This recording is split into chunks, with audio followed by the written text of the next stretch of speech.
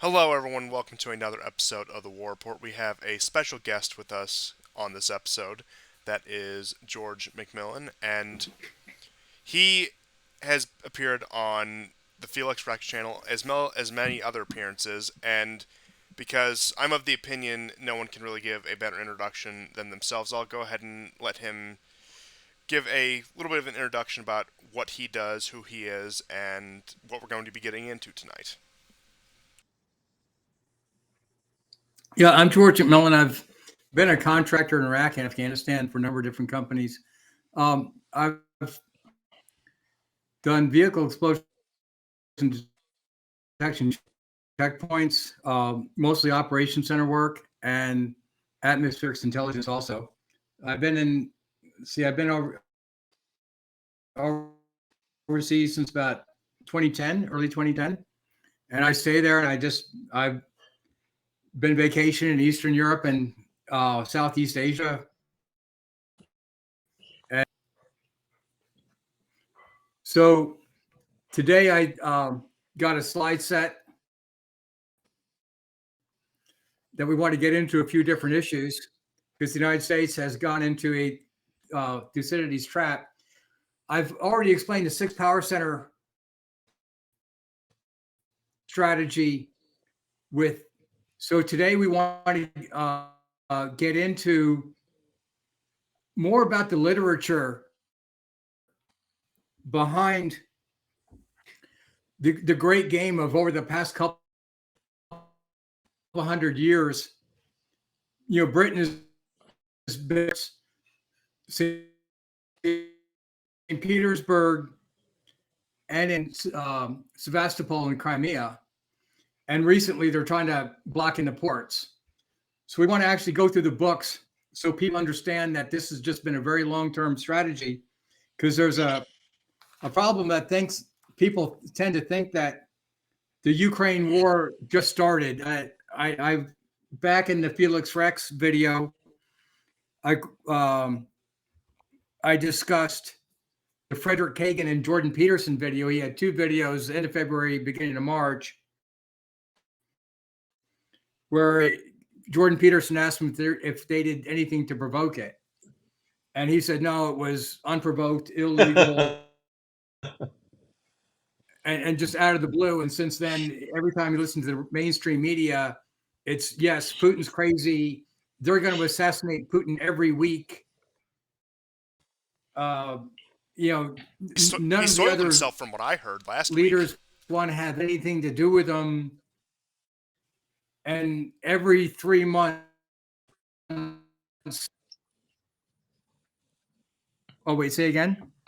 Say it again. The newest narrative is that he fell down the stairs and soiled himself. That's what they're going with now. And he has Parkinson's, he has cancer. All these different, just very absurd stories they come out with every other week. And if I Oh, could, if I could just add one thing, have you noticed virtually every single news report about Ukraine has to have the tagline, the unprovoked war, the unprovoked war. It yeah, doesn't matter whether it's about a grandmother somewhere or refugees, Ukrainian refugees in Poland or Ireland or wherever. Uh, they'll always add the tagline, or virtually always add the tagline, unprovoked war, Putin's unprovoked war. yeah. Okay, great. Yeah, it, it's and part of the reason why I came in on the intro talking about living overseas for the past 12 years is, my coworkers, speak, they'll speak Arabic, Farsi, and all these different languages, and they'll be watching different TVs, and I just noticed that CNN and MSNBC and even Fox report absolutely none of it. Yeah. I started watching, when I was in Iraq, I worked with a lot of people that would watch news all the time and then, tell me what's going on locally. Then same thing in Afghanistan. There it's actually a little bit easier because the India-Pakistan rivalry over Afghanistan and Iran is such a controversy over there that India has very excellent reporting on everything that goes on in Afghanistan, and so does, and Pakistan has their version of it. Usually not as accurate as India's, but they're both in English. So Mm. you get to see so many other news stories, and just see that U.S. cable news just doesn't report any of it.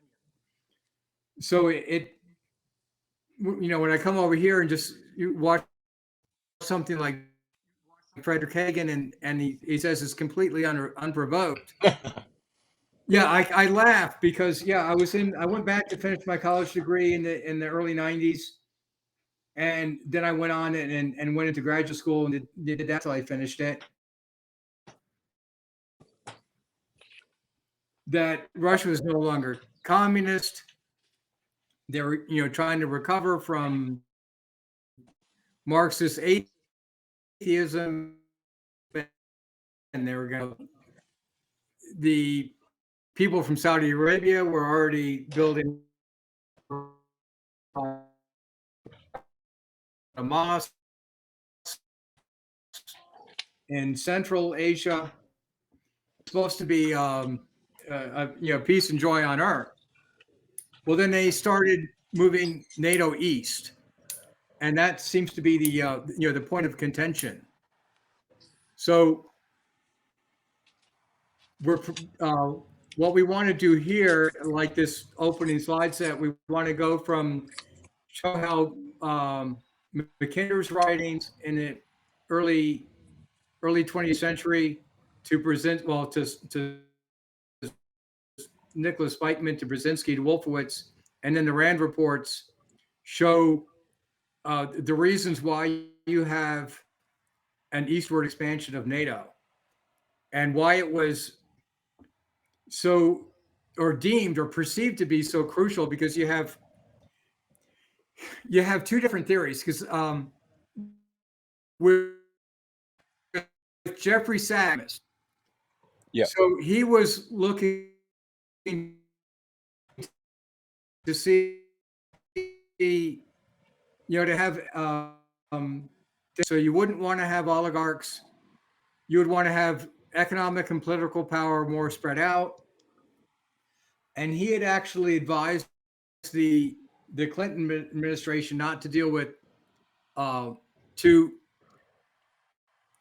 do everything he could to prevent the rise of big oligarchs and having all the industry fall into a few hands.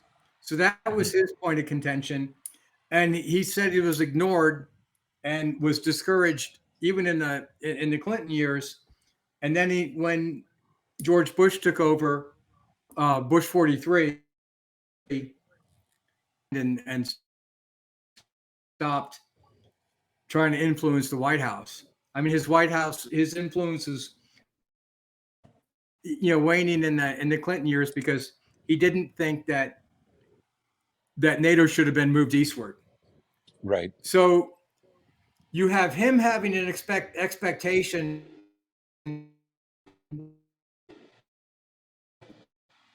of interdependence, democratic process where you spread out political power and economic power, because whenever you get economic power also. But the United States, whether I was originally studying.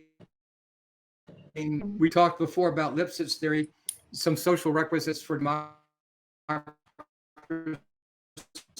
in political science in 1959. It was the conversation always was, well, when do you start democratizing a country? Do you do it as the country is developing, and then does it economically develop faster, or do you have to get to certain points of economic development? And it came out that it's, through the work of Ted Robert Gurr and Southeast Asia, Why Men Rebel, that typically, if you try to democratize too fast, people get jealous of the leading sector of economy, and they start voting themselves money, and then they take money out of the investment, and then you can't get secondary sectoral investment in a country, and then the country actually falls apart. It becomes unstable. So the idea was, you have to get a certain level of economic development before you can expand liberalization. So he was arguing along those lines. In geostrategic theory, it's more about debilitating an adversary. So the Cold War mindset carried over and actually defeated an economic after the demise of the Soviet Union.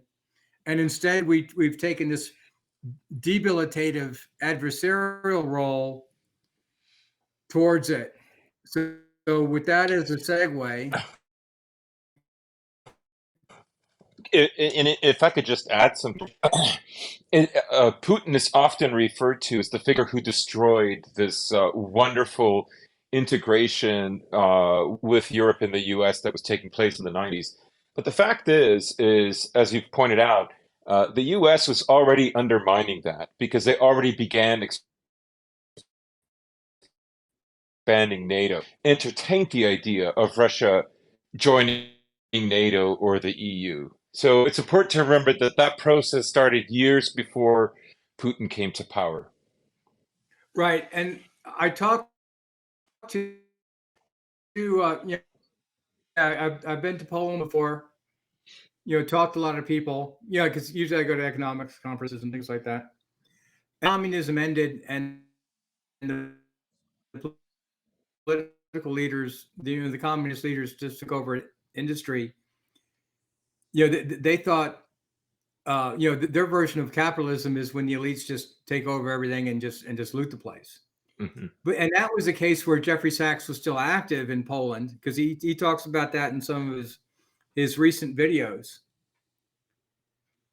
And they worked to change the system in Poland and break up monopolies and spread out power, and it worked. But he was asking why the Clinton administration, and then going into the Bush administration,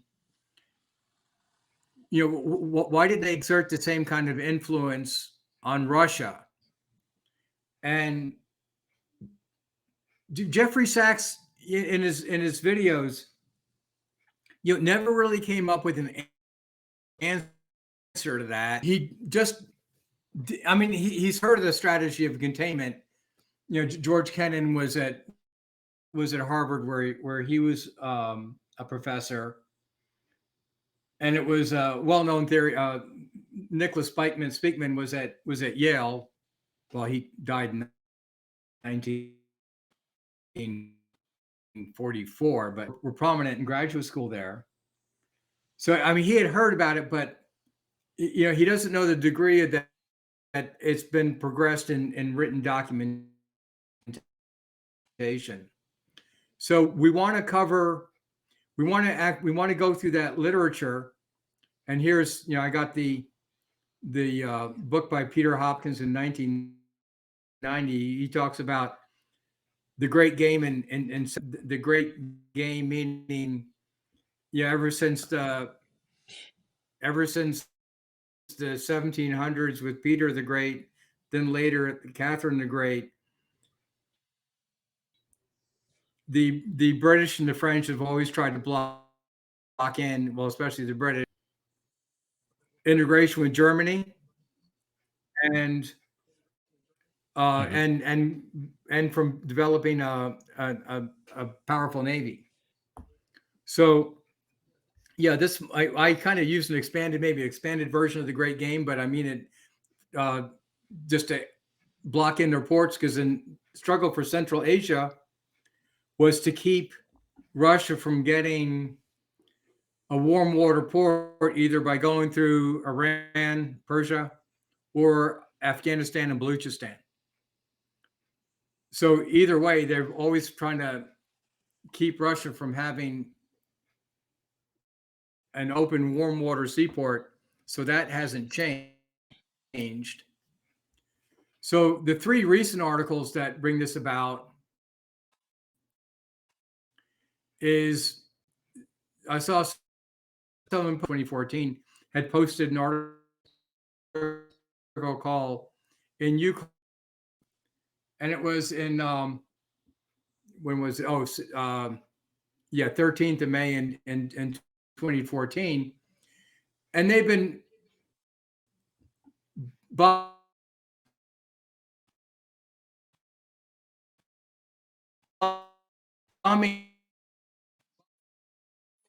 We talked about it before. Second, the degree that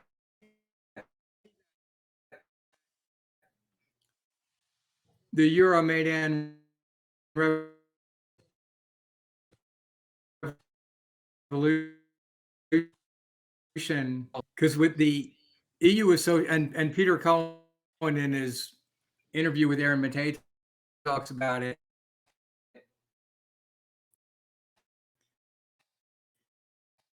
An association agreement trade west and the OSCE Office Security Cooperation Europe FMS military sales rider in it that Ukraine would have to build up its army to NATO standards.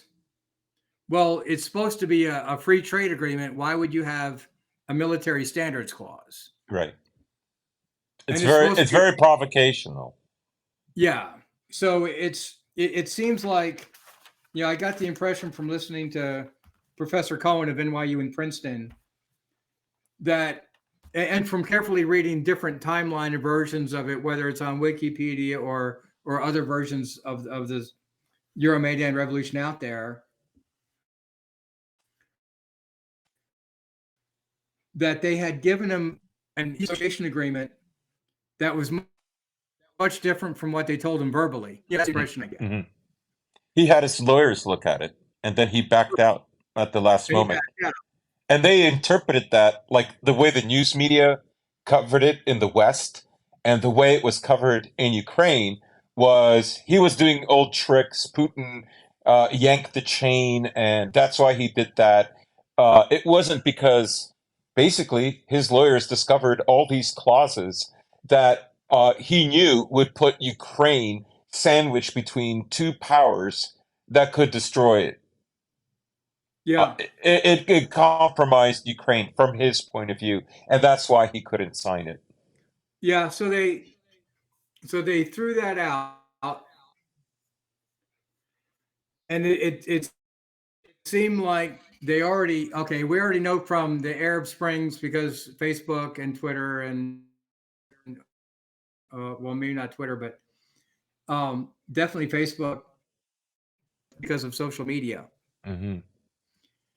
And so you saw that with go through North Africa, Tunisia, Libya, and Egypt.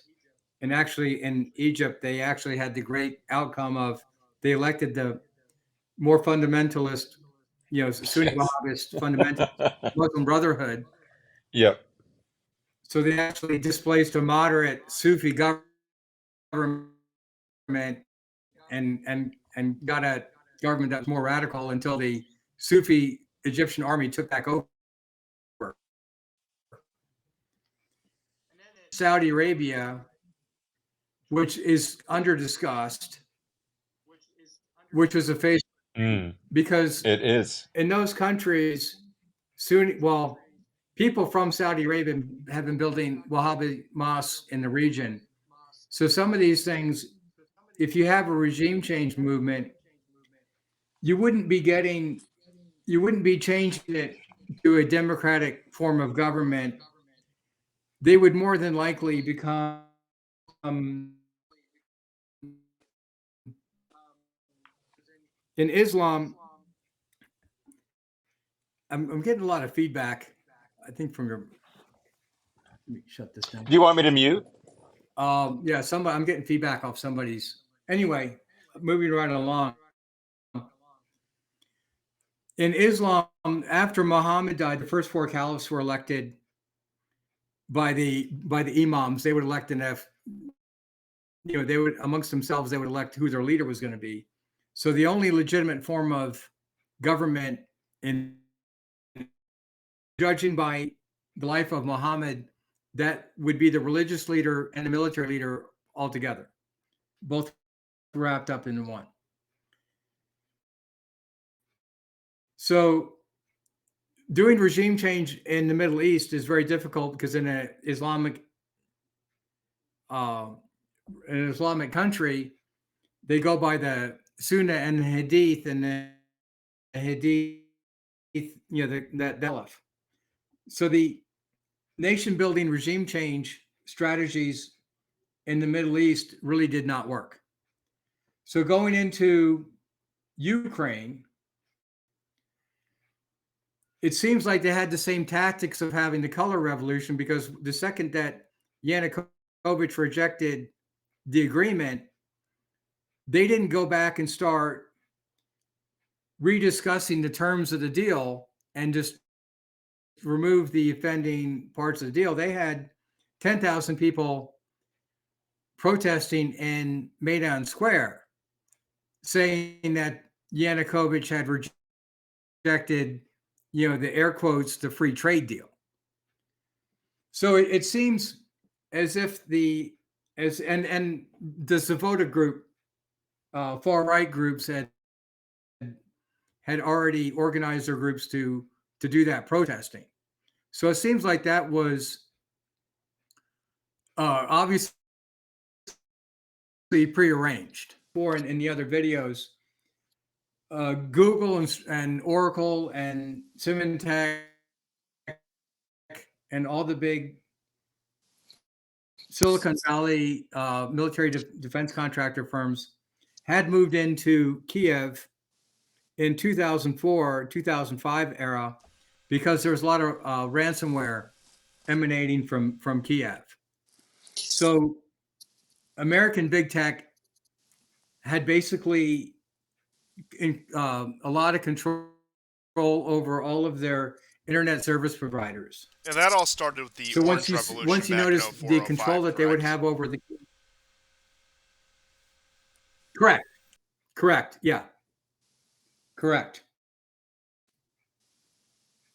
So when you get to this revolution, the 2014 revolution, everything was pretty much had been there. They set up the social media, because one thing about social media, with everybody putting their friends on it, everyone is building up their own known associates file. So by doing that, the government knows who is associated with whom. And in this case, you can, if you know that, and if you want to start a mass movement, you can just, basically send everybody a blast email or a blast Facebook message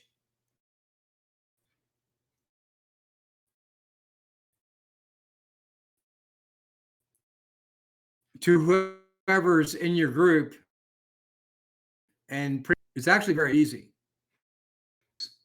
So when Yanukovych has sent the deal back, it wasn't negotiated, the way that you would normally make a contract. You keep on negotiating the deal till you have a contract that both parties will sign. When the Czechs tried to intervene, they escalated the protests. So that's why Stephen Cohen and several other people call that a coup. And of course, the Oliver Stone movies on the subject are really really insightful, even though it is what did I say, Roger Stone? I meant Oliver Stone. Even though he is noticed for being a little bit of a storyteller, but it's nevertheless interesting to see those and get those perspective. And also, like I'd mentioned, the Gray Zone before, they had done several videos on the far right groups operating on the west side of Ukraine and the Orthodox area, Russian area on the east side next to Russia.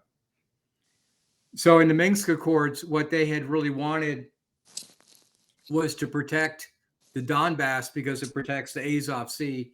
Let me click down to the end here so people can. And we should remember that he negotiated the deal, but he actually asked for to have a snap election that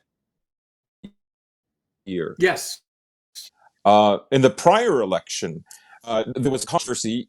Initially, he was announced to be the winner, and there were disputes. It went to the Supreme Court, and he said, "Like, we vote again, and if I don't win, I don't win." And he didn't win, and he was cordial about it. Yanukovych was hardly this extreme pro-Russian president doing crafty things behind the scenes. That's all projection. It was literally like the U.S. and the EU that were doing, the crafty work behind the scenes. He was more than willing to negotiate and even have just a snap election so that the Yeah. decision wouldn't go to him. I thought And they that didn't was extremely they didn't generous even, of him. right. And they didn't even wait for the snap elections. They just No.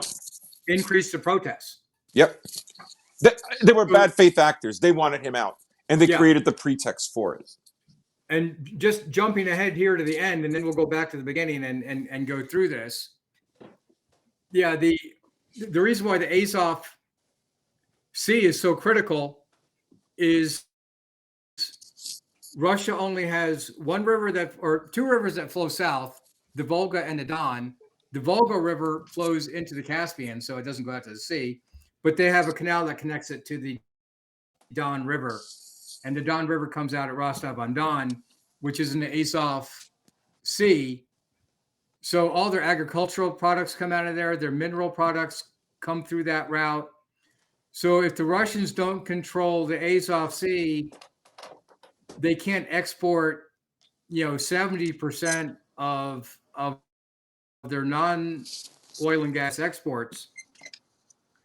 And to control the Azov Sea, they have to have control of Crimea, where their Black Sea Fleet is. And you have to have the Mariupol area. So the 2014 Maidan coup was specifically to take over the Black Sea Fleet in Crimea, Sevastopol, and to take over Rostov-on-Don. And they can completely shut off, I'll throw a number out there, like 60 or 70% of Russia's export economy. So Amazing. There is no country in the world where so much comes out in one area as far as trade, and it's all blocked in by the Kerch Pass and the Azov Sea going to the Black Sea, the Dardanelles, and the Bosphorus Strait.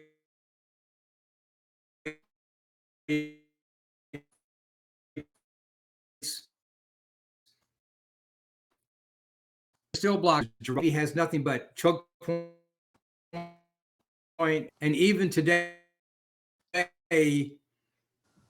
the Turkish government isn't letting the Russian oil tankers go through the Bosphorus Straits because they don't have Western insurance on the ships. Yep. So now they're blocked in again. There's a lot more to that story. I will get into it later, because Russia may not be fighting that too hard. They may just be sitting there waiting for the price of oil to go up. Yep. Or it could be a play where Turkey Turkey wouldn't be cooperating with Greece, but maybe Turkey doesn't want Russian ships to go through there. So Russia will have to use Turkish ships to go through their Russian shipping companies. Or it could be that they're not only going to block Russian oil shipments there, but also look at it as a precursor. 101st Airborne went to the Danube River, and then 40 riverine boats went to that area. So is that going to be the excuse to not let the Central European country, maybe Slovakia, from buying oil in rubles from Novorossiysk with their own ships? They probably wouldn't let Russian ships go into Danube, but will they be able to use their own ships? That's a point of contention. But just to stress here, then go back up to the top, dependent on one small, 100-kilometer radius, area for its exports, for its economy. So it's not just the cultural aspect where the Russian Orthodox speakers are concentrated in that area. I got that on other maps. I didn't bring them over. But you're so close to their pipelines and their ports, and you could conceivably have NATO tanks within 100 miles of Volgograd, where the pipelines go through, and the canal that connects the Volga and the Don River go through. They would be, driving distance from that. And although the terrain is much less favorable, that is also combined with Georgia. George, could I ask you?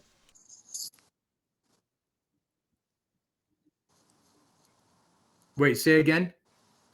Go ahead, GSP. Say it again. No, go ahead. He didn't hear you. What I was saying about Ukraine with the Volga and Constantine, go ahead. And being about 100 miles from there, is you have that, and then that's also combined, although the terrain would be much less favorable, with the situation in Georgia that previously happened in 2008 that has created yet another hotspot there. So you would have it surrounded on two fronts at that point. Yeah. What do you think about the use of the Caspian Sea as an alternative for Russia? Oh, yeah, that's a little bit off topic, but that's been a very interesting area because Russia just signed a big oil deal with Iran. Baku, with Aliyev in Baku. Yes, and with Iran as well. And with Iran as well. And I don't think I didn't bring those maps over. What do I got? Oh yeah, I got one map here on that. It's interesting. Well, let's handle the Putin Aliyev aspect first. Okay. Because why would I've been there. There's oil. They have jack pumps in right on the south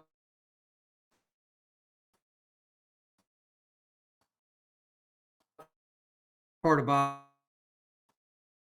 Baku. We were platforms right out in the ocean, not too far off, to sell oil and through their pipelines, which I have to chuckle because all the way through this, wherever, the big pipeline is the Bruzba pipeline that goes through Belarus and then Ukraine and Poland. I have other maps that show like at one point it had 90%. Then they built the Yamal pipeline going through Belarus and Poland to northern Germany, to the Berlin area. And every time they move, it seems like the U.S. would exert more influence on either Poland or Ukraine. Or in 2003,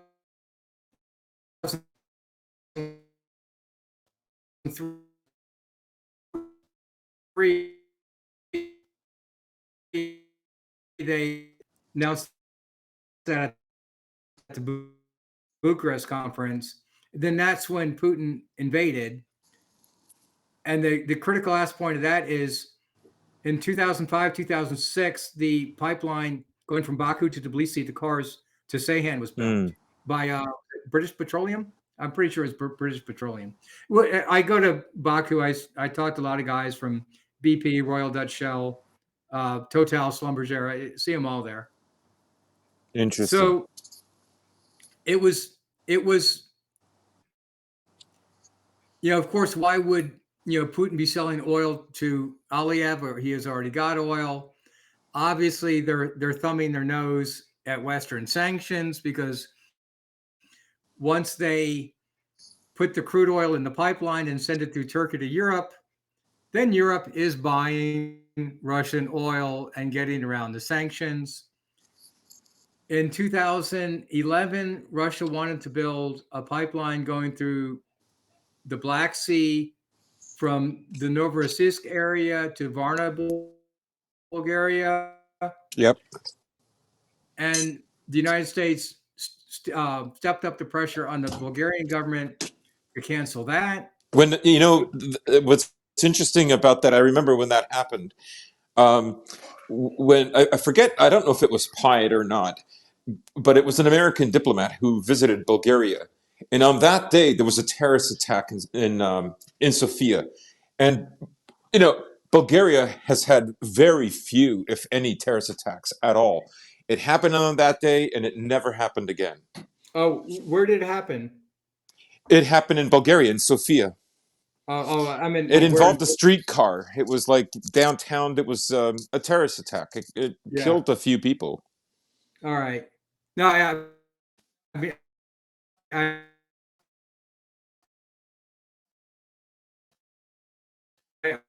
so yeah, they wherever they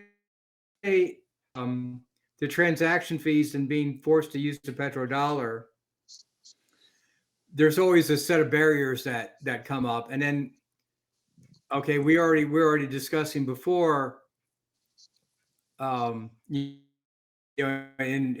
previous videos, when did the United States attack Saddam? It was when he started to wanted to sell oil to Europe in euros. Of course, that pipeline goes through Syria into the Mediterranean. So you have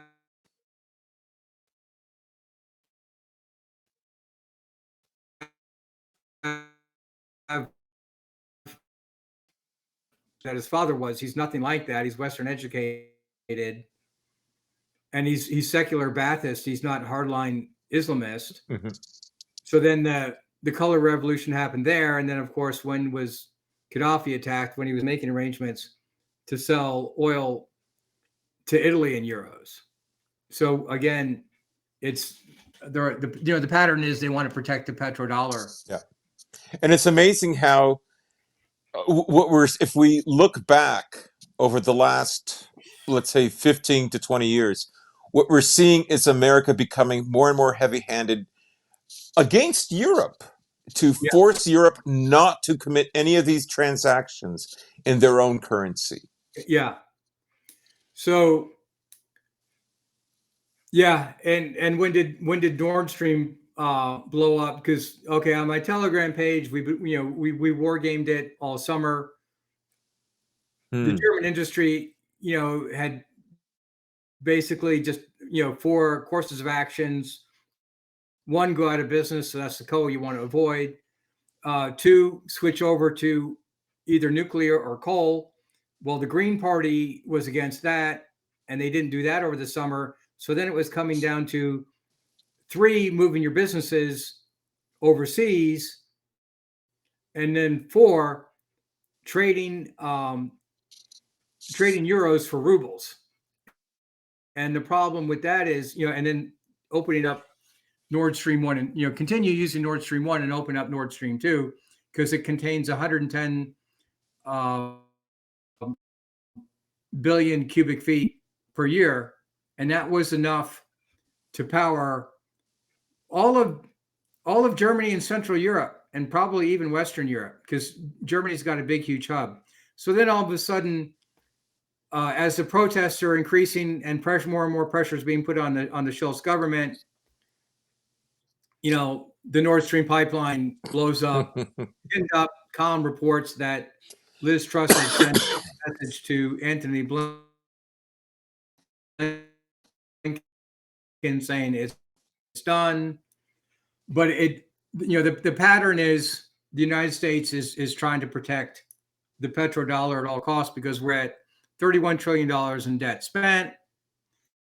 My predictions, for the last, several years have been that the United States would go into inflation at $30 trillion in debt. But GAO estimates back then we were supposed to hit 30 trillion in 2027, maybe 2028. And 35 trillion in 2033 was when I was expecting rampant inflation. But because of COVID, all of that, we're already at 31 trillion with 4 trillion allocated. So we're effectively at $35 trillion before the next presidential election. Amazing. And the inflation's already kicked in. 11 or 12 years ahead of time. Yes, exactly. And going to GAO estimates is what I was citing there. So all of that's accelerated. So now let's, clicking around the slides, that's a little bit backwards here.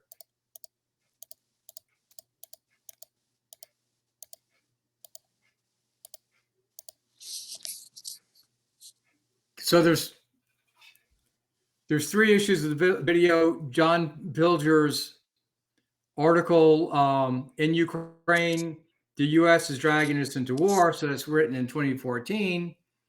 He's siding with, Mearsheimer, Cohen, George Kennan, saying they should honor the agreement and not expand NATO.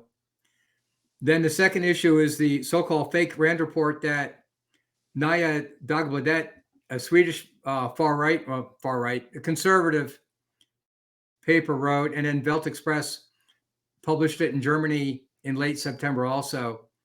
And then to double tap on Fiona Hill's interview with Lex Fridman, why Russia attacked Ukraine, that there's got to be a reason, and Putin needs psychoanalysis to figure out why he just did that. Yeah, it's ridiculous. Yeah, the more you know about the area, the more it just becomes absolutely, totally absurd. You'd have to be born yesterday to believe that. And okay, clicking again here to the end where all the pipelines are. It's okay. The pipeline map I have on slide 45. It's not comprehensive. But it does give a good general picture. Yeah, it doesn't have the North Caucasus pipelines on it that go up towards Novorossiysk and into southern Ukraine. Yeah, it doesn't have those. It doesn't have the pipelines that go to the Novorossiysk area and then go into and then connect Kazakhstan. Well, wait, no, it does have the one that goes to Kazakhstan and connects to the Druzhba pipelines. It does have those, but yeah, it doesn't have all the pipelines. But you can look at that and get the basic idea that if you can control Ukraine, you can tax Russia's oil and gas exports to the point that they're not profitable. And again, what I was talking about in the other videos that I was in, it's the with the Clausewitzian theory. If using dime and Panmisi, dime is diplomatic, infrastructure, military, economic, and PMISI is political, military, economic, social, infrastructural, informational. The more a country infrastructurally integrates with another country, it economically integrates with another country, then it diplomatically integrates with another country, and then once you're making money and you spent billions of dollars on something, you need guys with guns to protect it, so then it militarily integrates also. So Right. if you have one type of integration, it leads to the other. And the United States is afraid of the political center of gravity shifting from Washington and London to Berlin and Moscow. Of course, if they had let that shift occur, then the United States would have a strong economy in North America and a strong economy in Western Europe and Russia, which then you could use to isolate China. Mm-hmm. So now that the United States is $35 trillion in debt, and Russia did not collapse as it was supposed to within 3 months. It didn't collapse in the first quarter. It didn't collapse in the second quarter of this year. It hasn't collapsed in the third quarter. So getting back to what you're talking about before, they're still saying that the Russian economy is going to collapse. Russia's crazy. Putin is demented or whatever they say, and has no allies. And then the opposite is true, because Mohammed bin Salman has rejected Biden's overtures and is going to decrease oil sales instead of increase oil production. Same thing with Qatar. India went full bore ahead with their international north-south trade corridor to have heavier integration with Russia. So let's swing back up top here. A lot of this is discussed in the other videos.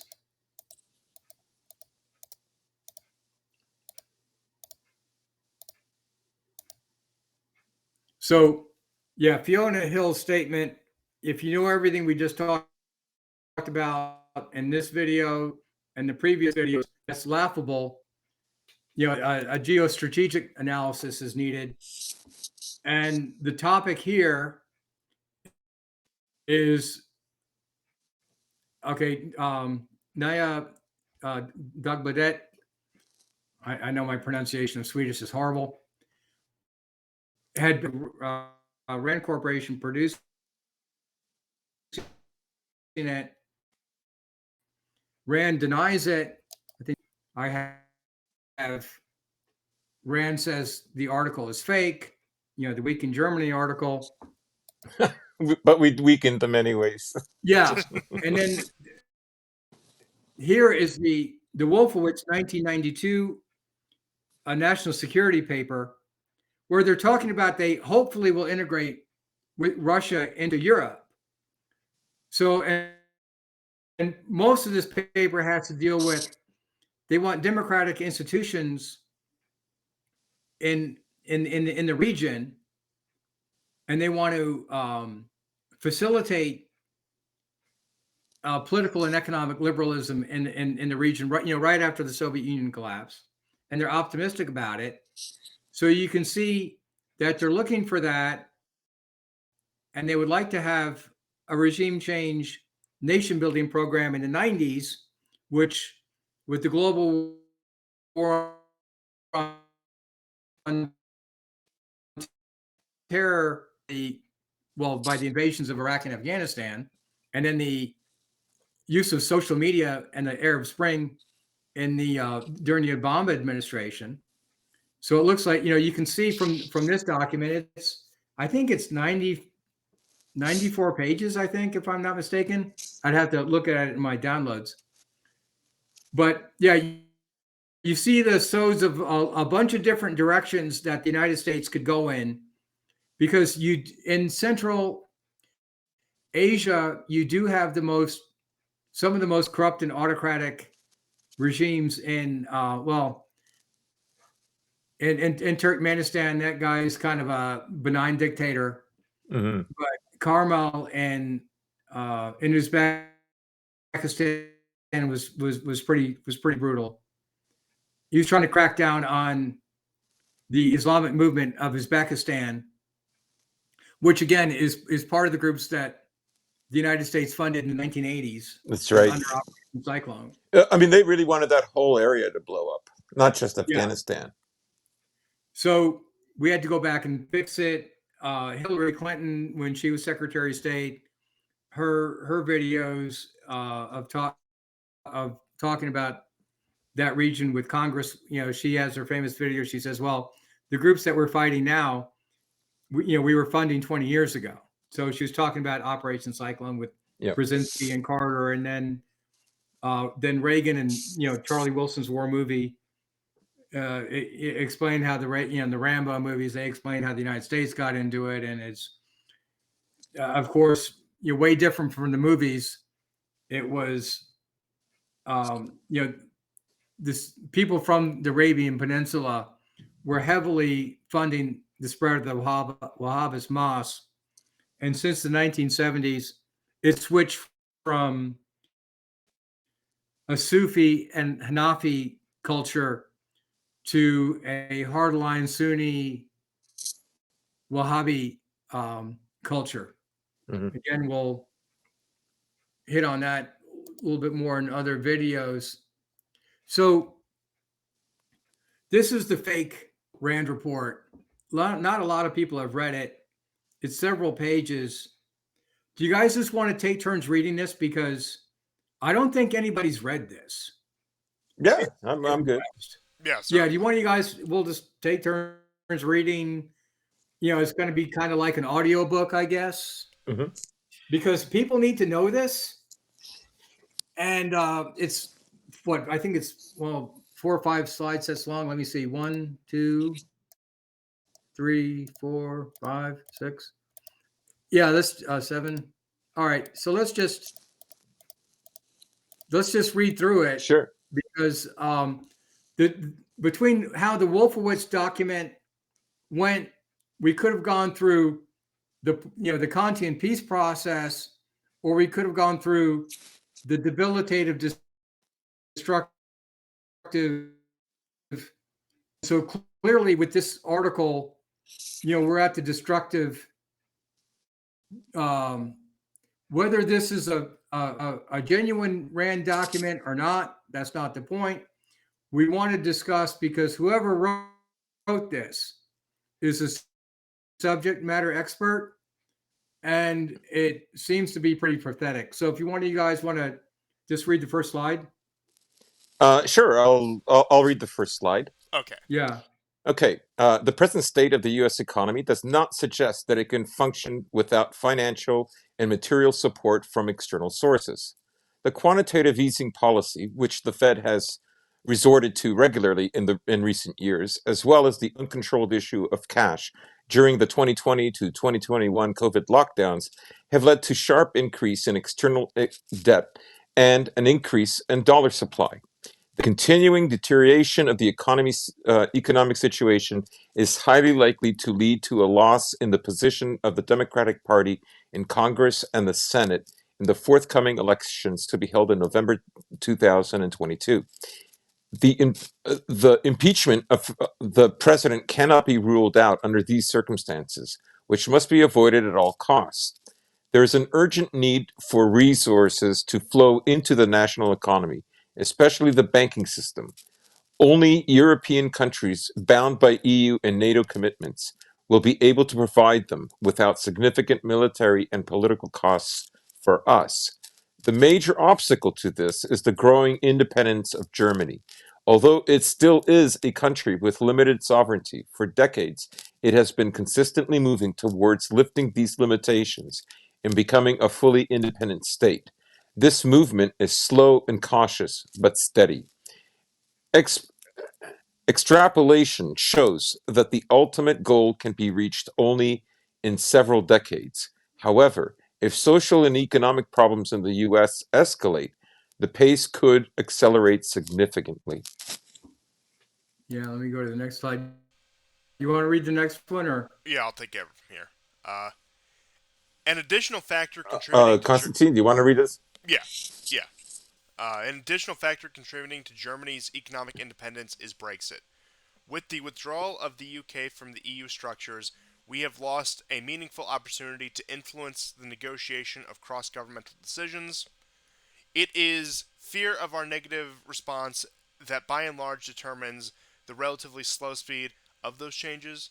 If one day we abandon Europe, there will be a good chance for Germany and France to get a full political consensus. Then Italy and other old Europe countries, primarily the former ECSC members, may join it, or on certain conditions, Britain, which is currently outside of the European Union, will not be able to resist the pressure of the Franco-German duo alone.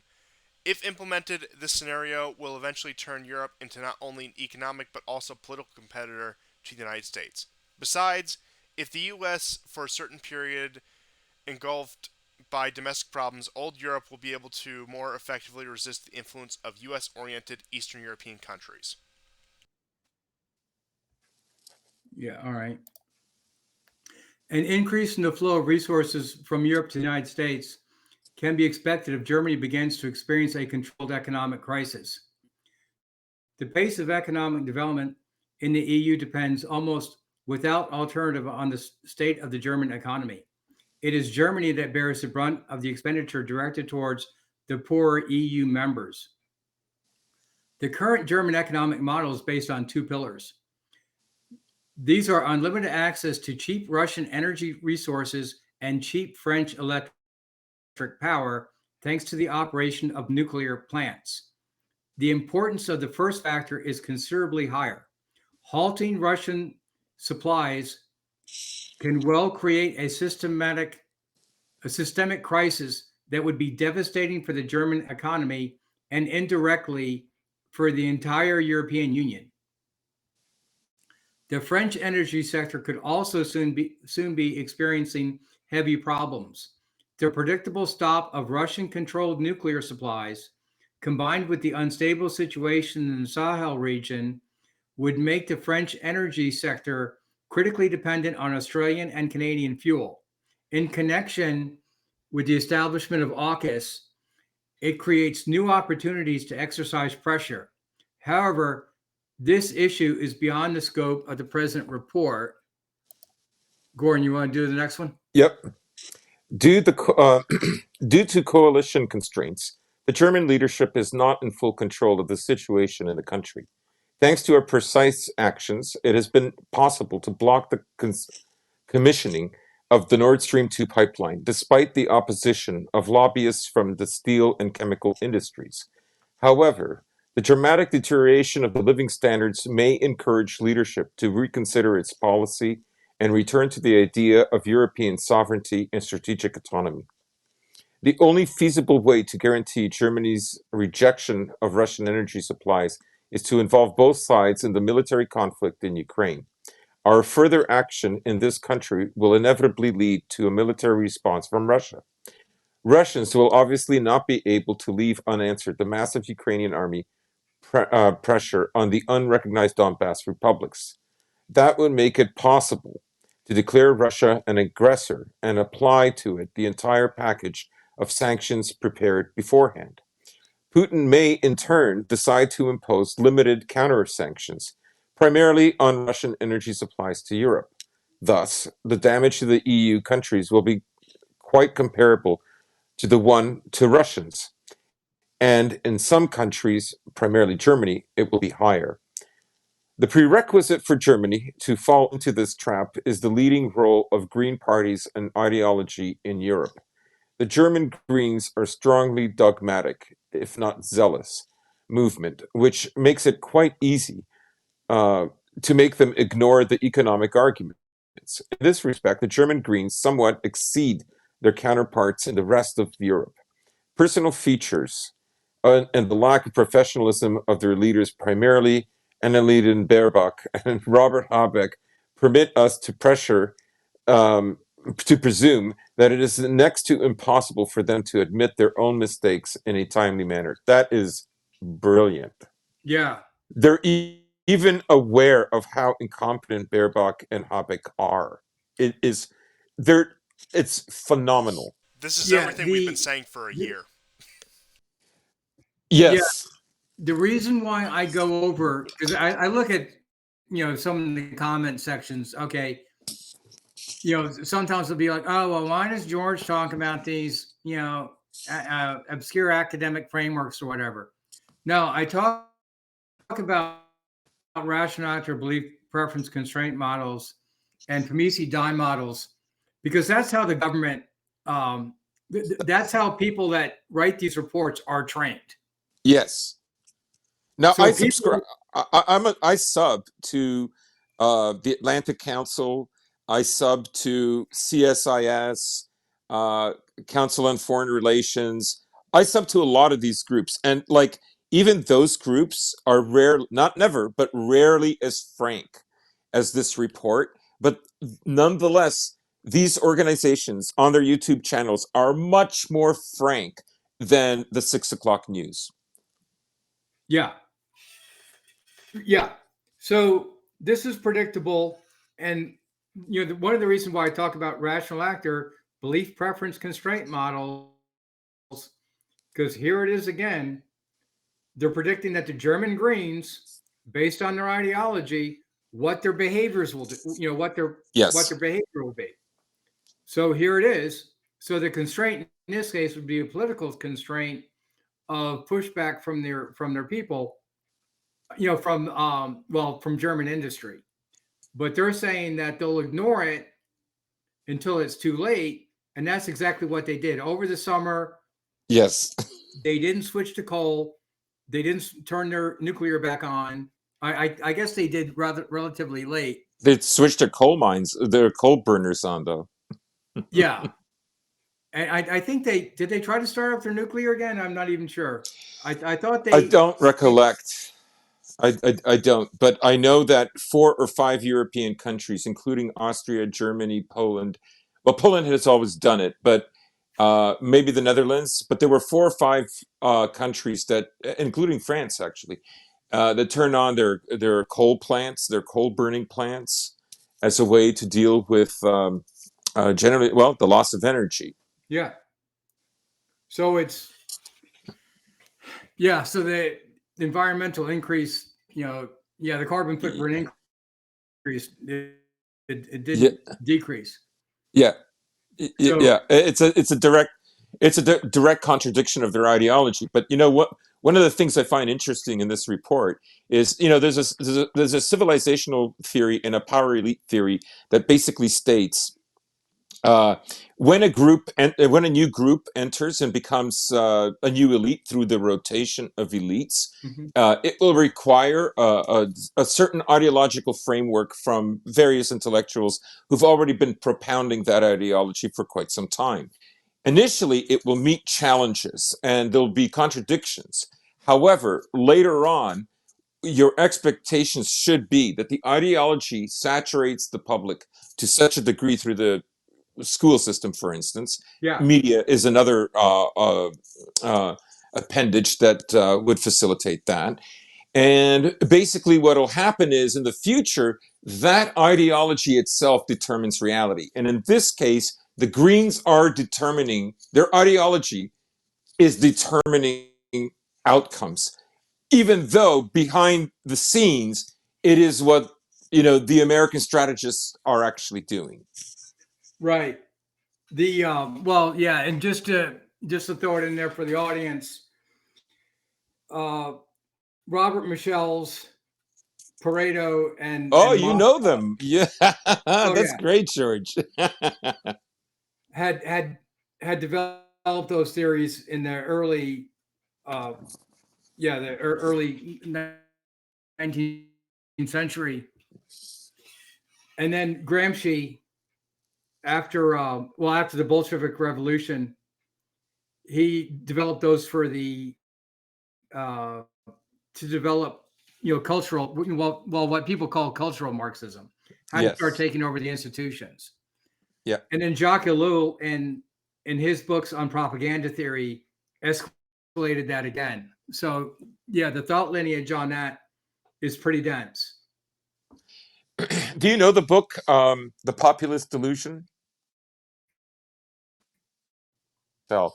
But Academic Agent, he's got a great YouTube channel, and I know somebody who knows him, and I'll try to get him to get you on the show. But it's written by Nima Parvini, who goes by the name of Academic Agent. He was a professor at one point.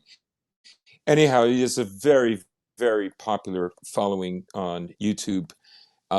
He has a live cast every Tuesday and Wednesday and Monday, I believe, Yeah. with all kinds of cultural subject matter. I got the book, and it's basically got all the big guys: Mosca, Pareto, Michel's, the Juvenile, all of them. There's others I've missed, but he talks about how people misunderstand the power of populism, and how all rotations of elites require money and a very tight organization of a small group of people, and that is how things happen. Yeah. Let me, because we'd gone over this, off camera.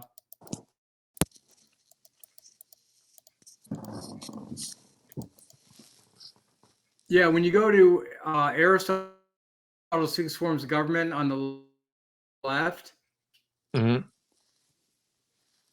Moscow, Pareto, and Michel's, what they really scale: the rule of the one, rule of the few, rule of the many, the value neutral forms. Mm-hmm. Because what they're saying is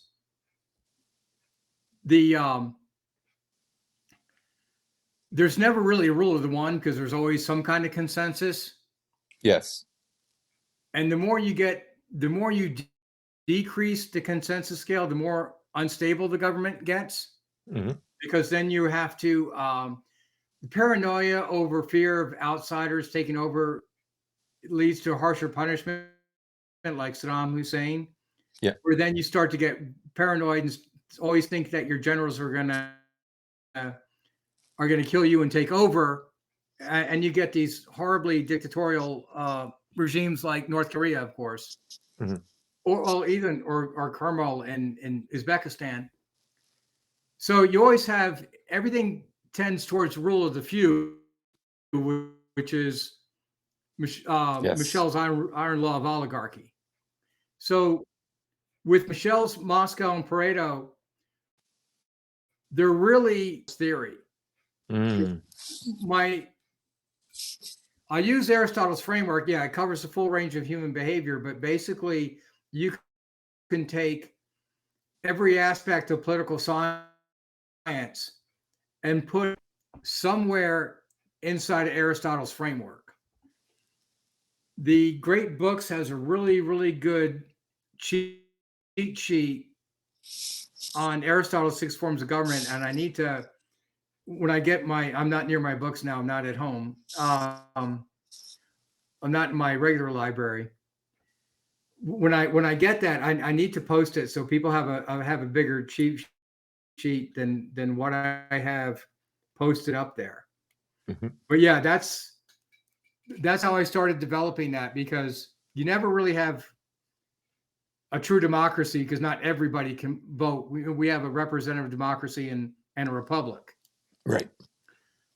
So yeah, it's that's part of the reasons why I use that framework as far as my three frameworks for the macro frameworks for my unified behavioral theory. I think it's excellent what you've done. Yeah. So that's why people are like, oh, it seems so complicated. Well, wait, let me just click back to it real quick. No, I've actually reduced a college undergraduate education. I've reduced it down to, Mm-hmm. and you'll learn how to do modeling at the same time at the end of your 4 years. Might be a little bit of aggressive schedule, but if you had a combined BA and MA Mhm. program, you could get through this pretty well, all of it, because now well, you probably didn't have time to read it. I sent you the problem with the university system, where I go to explain. Yeah, okay. My Okay. research design is the Hume Smith versus Marx Engels. After the Cold War, the university system should have gone to the foundational political, economic, geopolitical theories of Hume and Smith, and they should have discarded the same foundational political, economic, geopolitical books of Marx and Engels. But they did the opposite. They pushed out the free market theories and promoted Marx and Engels theories. Mhm. And they also threw out the measurement systems, which, like I mentioned before in other programs or earlier, I just took Lipset's concept of democracy, economic development, and moving third world countries to second and first.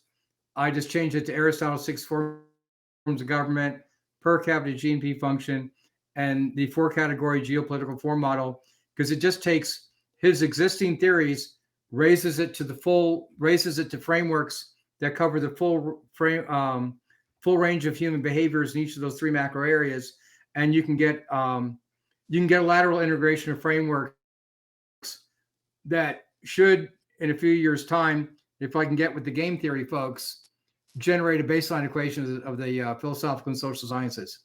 Excellent. Because Do you want to return to Yeah. the Rand report? Yeah. If I could just say, Constantine, I don't know if you heard it, but like when you were reading it, maybe it was just me on my end, and I don't know how I sound when I read it, but when Constantine was reading it, it was like this static. There's something going on with the connection. Yeah. So I'll go ahead and read this next one. Go ahead. Control crisis. Thus, it will be enough quickly. I'm sorry. Thus, it will be enough to quickly form the media image of Putin's aggressive war to turn the Greens into ardent and hardline supporters of sanctions, a party of war. It will enable the sanctions regimes to be introduced without any obstacles. The lack of professionalism of the current leaders will not allow a setback in the future, even when the negative impact of the chosen policy becomes obvious enough. The partners in the German governing coalition will simply have to follow the problems outweighs their fear of provoking a government crisis. However, even when the SPD and FOP are ready to return relationships to Russia to normal, soon enough will be noticeably limited. Germany's involvement in large supplies of weapons and military equipment to the Ukrainian army will inevitably generate a strong mistrust in Russia, which will make the negotiation process quite lengthy. If war crimes and Russian aggression against Ukraine are confirmed, the German political leadership will not be able to overcome its EU partners' veto on assistance to Ukraine and reinforce sanction packages. This will ensure a sufficient long gap in cooperation between Germany and Russia, which will make large German economic operators uncompetitive. I'll just read the next one. A reduction in Russian energy supplies, ideally a complete halt of such supplies, would lead to disastrous outcomes for German industry. The need to divert significant amounts of Russian gas for winter heating of residential and public facilities will further exacerbate the shortages. Lockdowns in industrial enterprises will cause shortages of components and spare parts for manufacturing, a breakdown of logistics chains, and eventually a domino effect. A complete standstill at the largest chemical, metallurgical, and machine building plants is likely, while they have virtually no spare capacity to reduce energy consumption. It would lead to the shutting down of continuous cycle enterprises, which means their destruction. They're talking about BASF here. Yeah. The cumulative losses of the German economy can be estimated only approximately. In 2022, its consequence will last for several years, and the total losses could reach 2 to 300 billion euros. But the entire EU economy will inevitably collapse. We are talking not about the decline of economic growth pace, but about a sustained recession and a decline in GDP only in material production by 3 to 4% per year for the next 5 years. Such a fall would inevitably cause panic in the financial markets and may bring them to collapse. The euro will inevitably and most likely irreversibly fall below the dollar. A sharp fall of the euro will consequently cause its global sale. It will become a toxic currency, and all countries in the world will rapidly reduce their share in forex reserves. This gap will primarily be filled with dollar and yen. Wow. You want to go to the I'll next read one, Yep. or you want to go back and talk about that? Well, let's talk about it, because before the war, the EU the EU dollar was above that of the US. Yeah. And that's happened. BASF has left. Several companies over 100 years old are shuttering or moving. Yeah.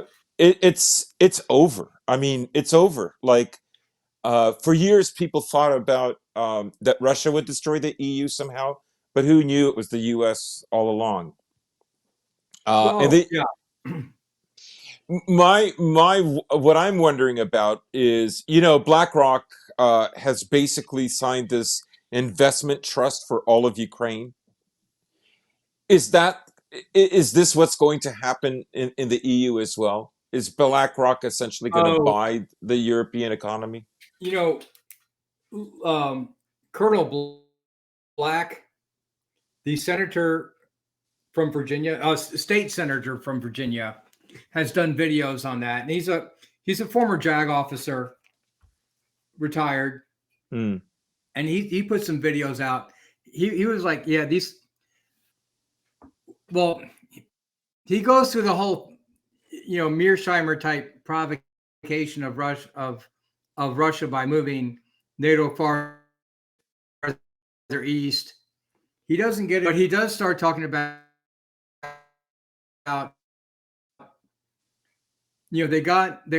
they provoked the right wing Ukraine nationalists to fight the Russians, because Lindsey Graham and McCain. Jacques Bod, people had argued that Lindsey Graham and Mitt Romney, voter group and right sector,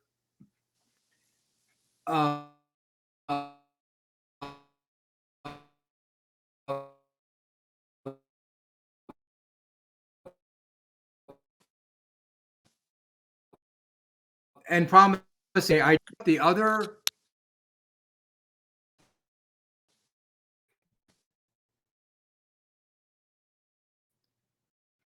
But maybe we'll go over that another time. I sent them Sure. to you, but I didn't put them up.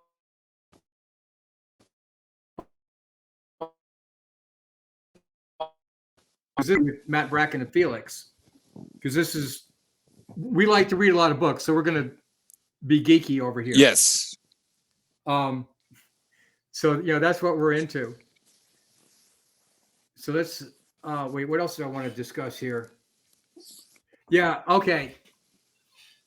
The German automakers do have plants in the United States, and they do have plants in Southeast Asia and China. But once they start moving, I mean, it takes. You have the major car manufacturers there, Porsche, Audi, Volkswagen, Daimler Benz, Mercedes, and Mhm. BMW. They're buying from ZF and Getrag transmissions, but you have so many other machine tool makers that supply parts, and they were building parts, different parts in Poland. Yes, we discussed that And on the show this year. okay, so because Matt had talked in the video, I think I did it day before yesterday, and then I think it's posting today. We were talking about the Middle East, and Matt had straight up to talk about Poland, and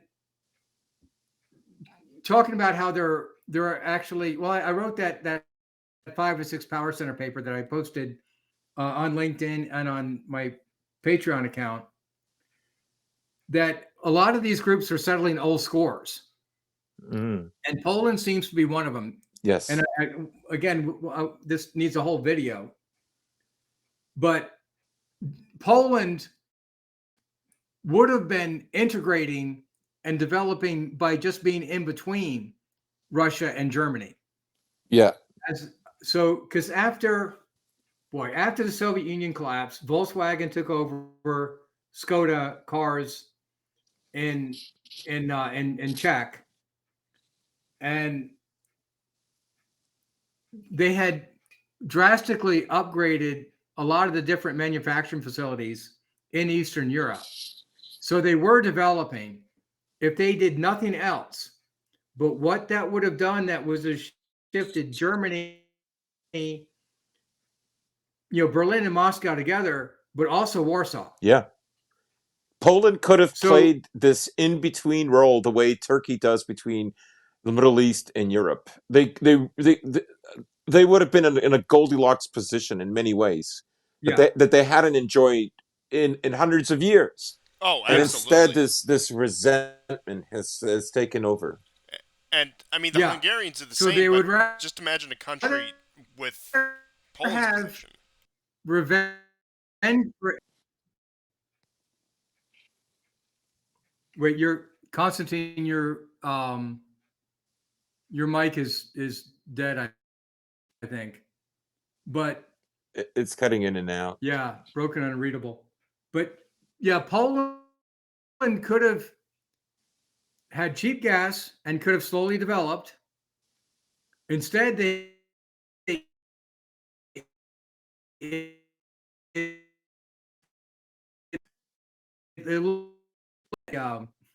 egged on this voter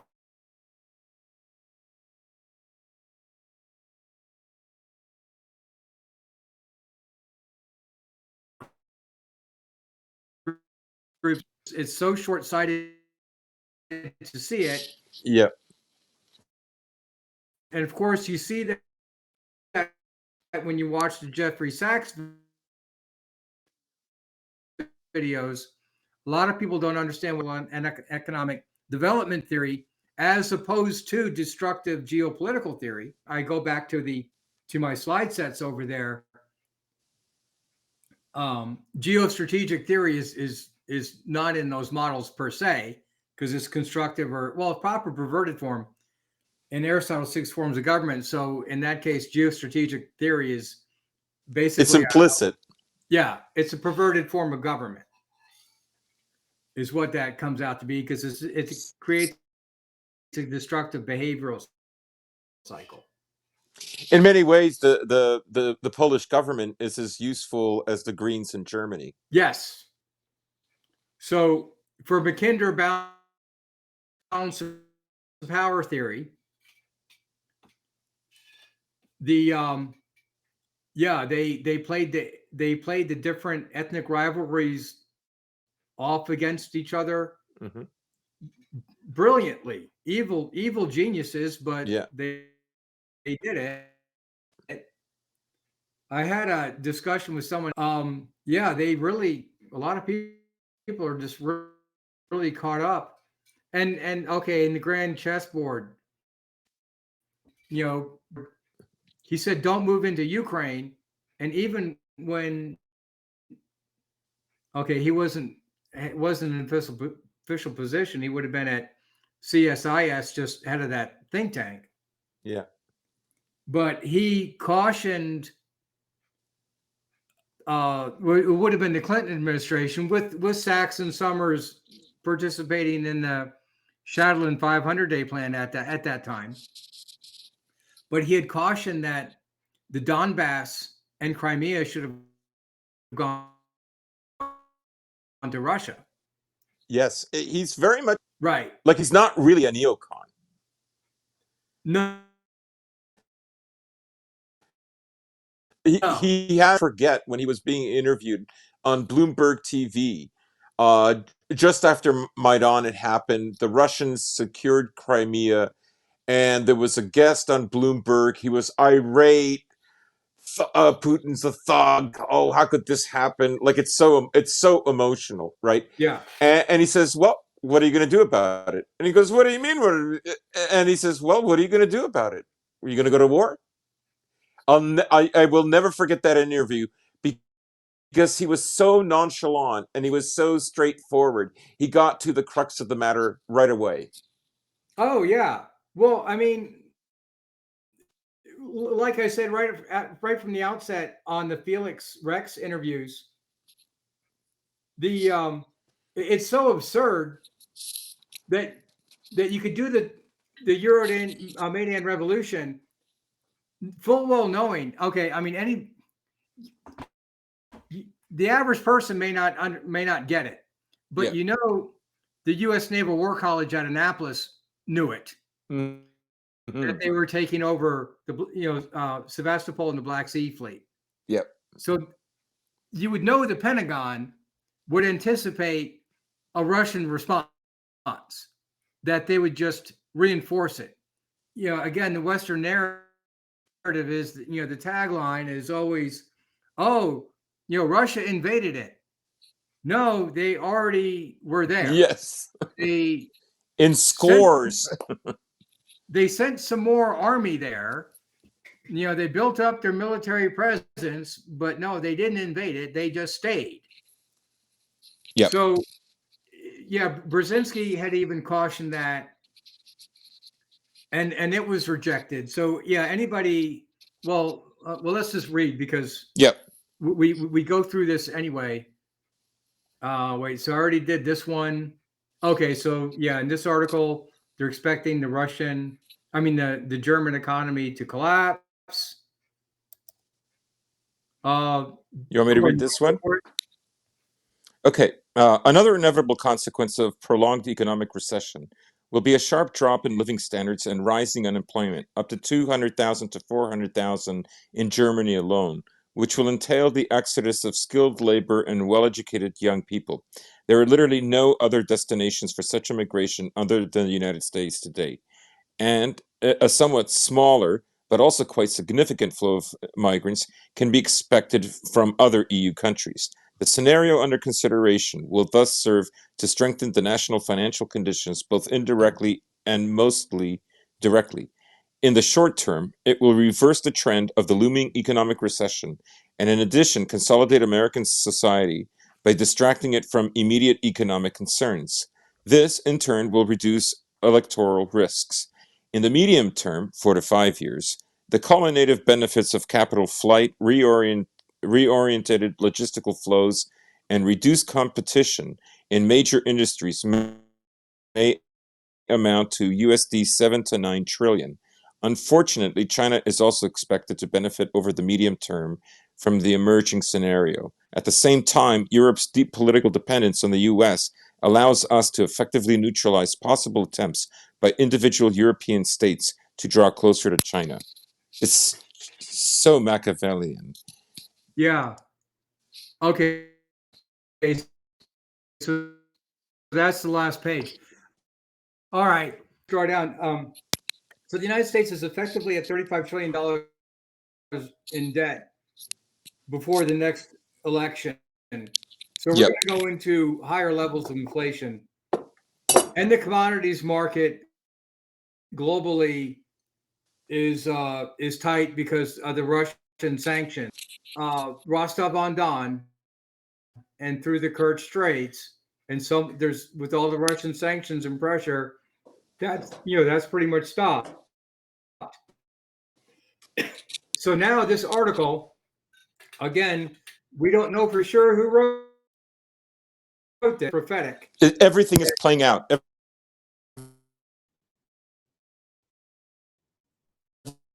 Every detail.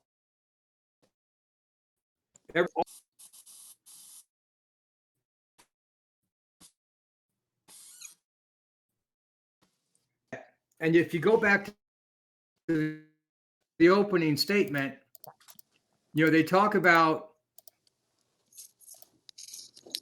how the U.S. economy can't function with its debt levels is what they're discussing here. And then the major obstacle is Germany, but then they talk about how to get around that because the Green Party won the election. So don't worry, the fanatics are on their side. Yeah. So then you come down here to close the article out. So they're going to put on the sanctions and anticipate it's going to destroy the German economy because they can't be competitive they don't have enough natural gas. Yeah. And they had that one reference in there. They didn't say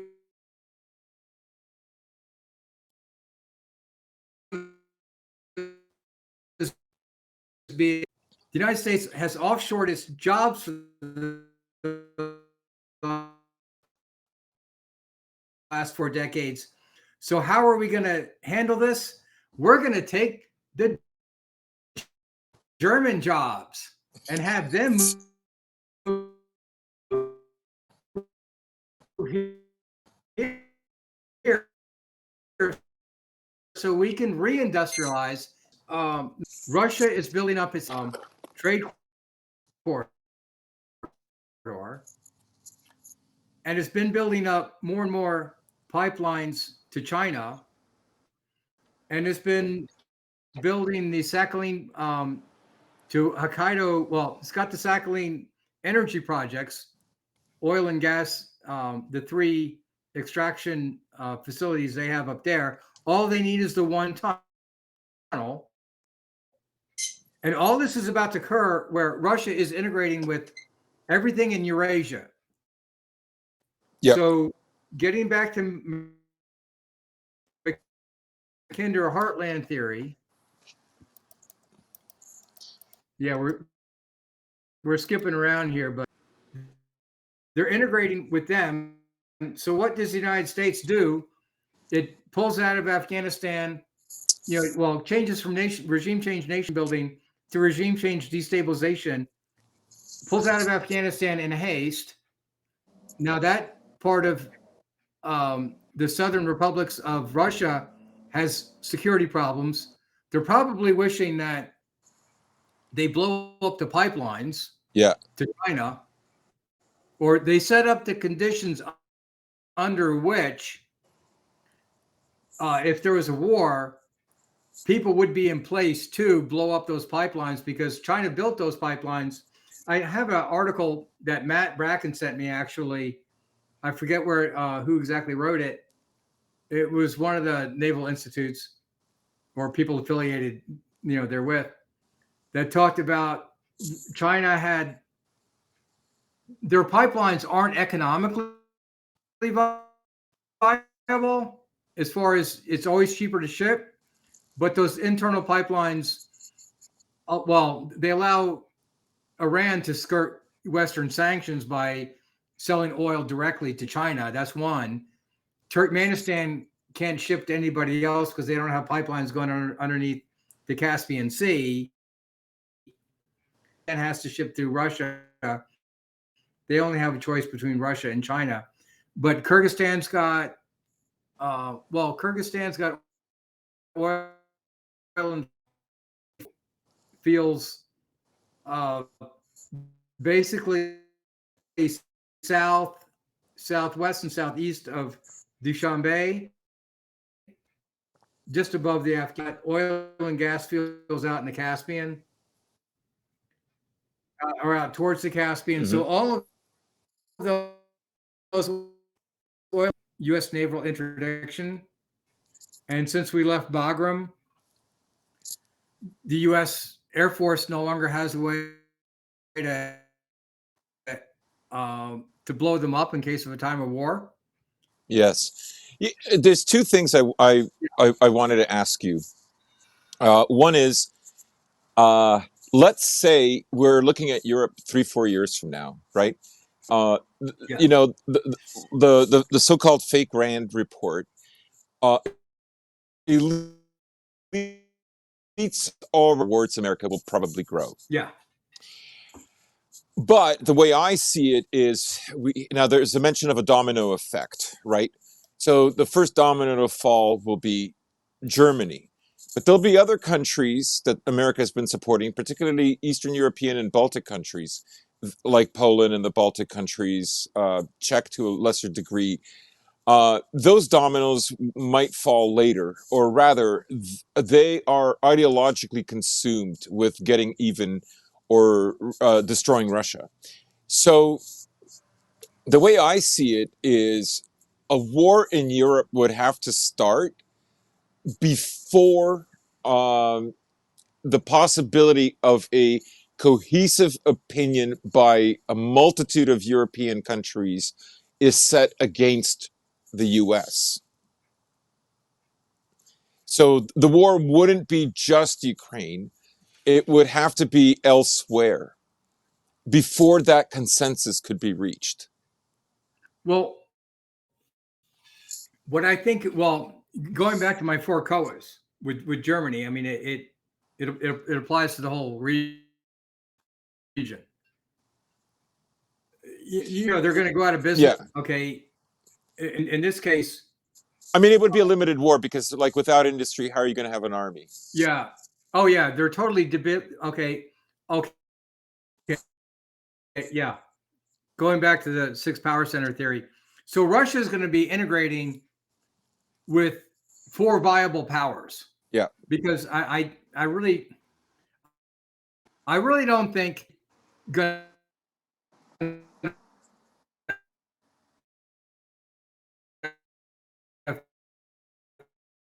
follow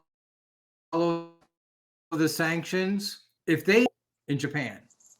When and their industry would collapse, their car industries, because they make great cars. Yep. Or they just keep on building that tunnel because Right. they bought back into all the Sakhalin gas projects. Yep. Yeah. And it looks like they're gonna. It'll be interesting to see whether if they go ahead with that. I think they're going to continue that. I think so too. What will the U.S. do? I don't know. It depends on how satiated the U.S. becomes, right? Like, if they feel like they can spare Japan maybe 10 more years of prosperity while America gets reindustrialized, maybe that's better than losing a partner like Japan, right? Yeah. Because, I mean, Japan has to be thinking if they're next after witnessing what's happened to Germany. Oh, yeah. They've read, because they would have read the Rand reports too. I mean, they're out Oh, yeah. there. I sent them to you on your Telegram. Yeah. Read them when you get to them. I will. So they can already see what's occurring, and in Vladivostok, because Russia's got oil and gas fields on all of its side. Oh, well, just to close out the other point, if Russia's teaming up with four strong industrial centers and they're getting rid of, the Western oligarchs that they need for import substitution investment or industrialization, now they will be, then four of the five power centers are connected to Russia, with China being the big one. Yeah. Then the United States has to reindustrialize while they're deindustrializing their chief partner in Western Europe. Right. So And the US will have to keep a military in Europe to stop Europe from trying to reintegrate with Russia in the medium term. In the medium term. Because so then that begs the question, and again, I go back to the old, I got it had to go back that new ball pipe that goes, well, the original pipeline that goes from Norway to northwestern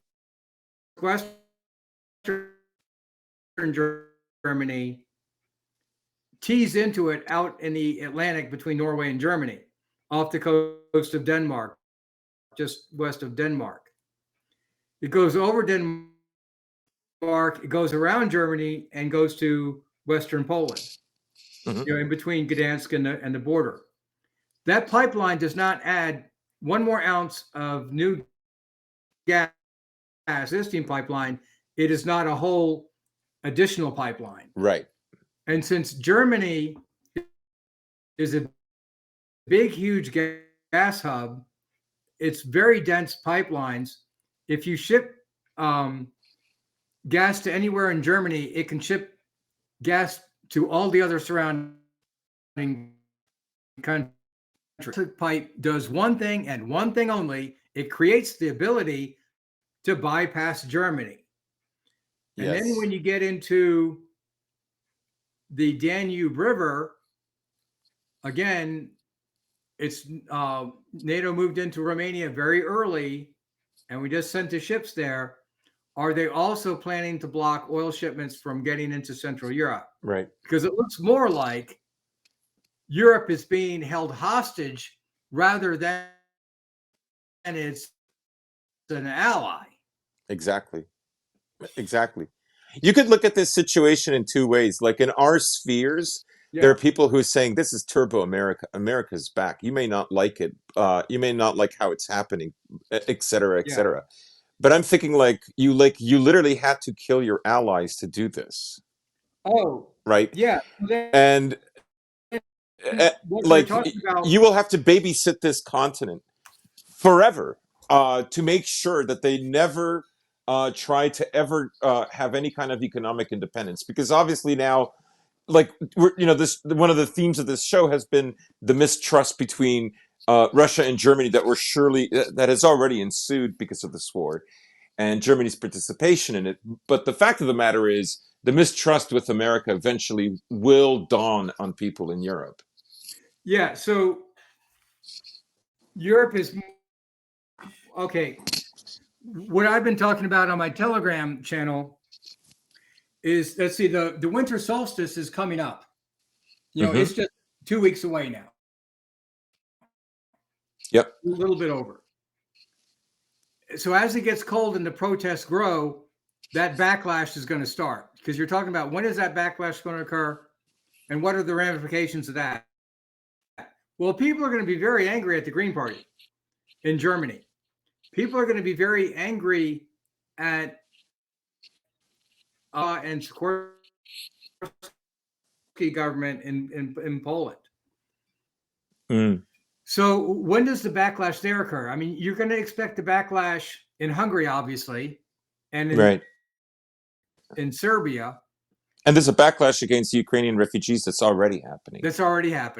And Slovakia, the same thing. And then, Austria, because I say the German world because it's not just Germany. You have Switzerland is based there, and Hilti Tools is huge. Okay, and then the motorcycle company. KTM in Austria. Yeah. Well, KTM and Husqvarna, but their engine manufacturers are Rotax and Rotax and KTM. So that's high-tech industry. Yeah. Well, plus they have a whole bunch of chemical manufacturers there, because they're actually just very highly competent, disciplined imaginative people. Yeah. Like they've always been highly resourceful, work ethic, genius. It's not just in industry, but in the arts and music, particularly architecture. That I mean, like I've always said that if the first civilization in Europe was the Greco-Roman civilization, divided into two parts, then the second civilization is really the Germanic civilization of Europe. I mean, all the kings and queens were founded on Oh yeah. those initial German tribes that wandered all the way to Spain, and some of them ended up in North Africa, for instance, the Vandals and so on. Yeah. But something grew out of that, right? The Anglo-Saxons in Britain, etc. Right? So yeah, I'm actually I was pleased to see that you. I'm not German myself. I'm just being honest about Yeah. it. That they played a very pivotal role the last 1,000 years of European history.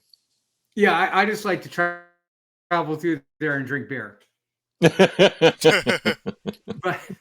Good man. yeah. But yeah, they've got great cars. They're weapons manufacturers, H&K and yeah, they make great products. So Great cameras too. well, Leica, yeah, I've in my lifetime I've had 4 Leicas. So yeah. Well, I got M6, M4P, M3, yeah. beautiful cameras. I have Schmidt and Bender scopes and Steiner scopes and things like that on my rifle. Yep. Stuff. So yeah, you're going to have all these industries go under or have to move. Yep. Displeased with the U.S. to probably absolutely irate once they realize that the extent that they might have been played. Okay, and again, whether this article is fake or real, whoever wrote it, it's certainly accurate. It is what's occurring. So yeah. So then the pushback is then going to come from Central Europe, because they're already pro-Russian. They've always gotten their gas supplies through the Soviet Union. The Euromaidan revolution, and it's all gone downhill since then. Yeah, so even though we're skipping around, when you get back to the Fiona Hill and Lex Fridman interview, where Fiona Hill's talking about we don't need to do the geostrategic and economic analysis we just did. Yeah. Putin needs psychoanalysis because tried to take over the Azov Sea area where all of their economic exports come in, and has tried to stop all their pipeline shipments, because what they're afraid of is Russia becoming connected to every single part. Yes. The alternative, now the United States is going to be it has to revive itself as a power center at $35 trillion in debt, as the United States is transforming to socialism, while they're teaming up with a debilitated Europe, who is not going to be happy with them. So this winter, what it boils down to is if this winter, if more countries start buying the petrodollar trading system, the higher levels of inflation that we're going to have. I think Steve Bannon was talking. Who was he talking to? Jack Posobiec or I don't know, somebody last week he was talking about, oh, if the petrodollar, if more countries leave the petrodollar, then we become American. Arabia has exited that. Well, their agreement, they were the linchpin of that agreement.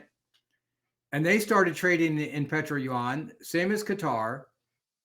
Years now, they'll de-dollarize more. Russia was trying to flip Germany, and there was heavy pressure on Germany to flip, but they didn't. So instead, they'll collapse, which means, again, that article talks about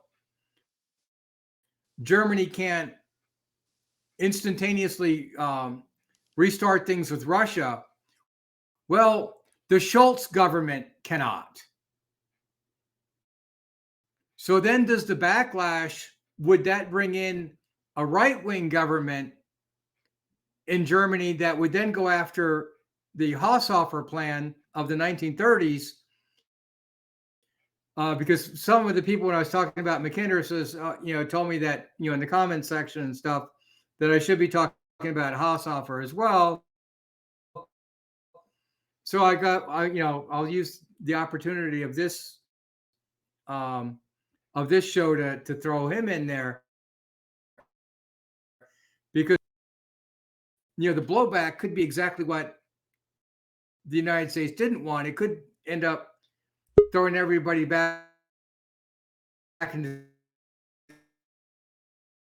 the arms of Russia after what would happen in Poland, because now it's just angered. It's what you thought that they would never do.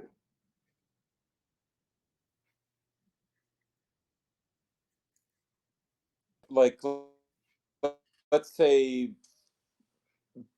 from between late 2018, 2019 to like maybe 2001, was America basically retreating out of certain zones. And how was that going to happen? Because you saw evidence for it, particularly after.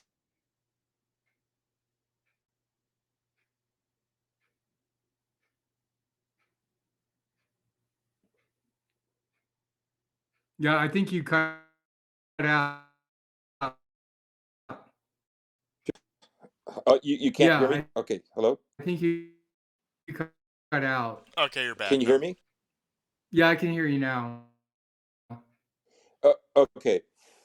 Okay, good. So basically, we talked about, America kind of retreating, right? How would that look? Because we saw evidence for it here and there. The forces in Syria are not that big. They're effective, but they're not that big. But they're not effective enough to overturn everything into an ideal situation that they would want. Yeah. They leave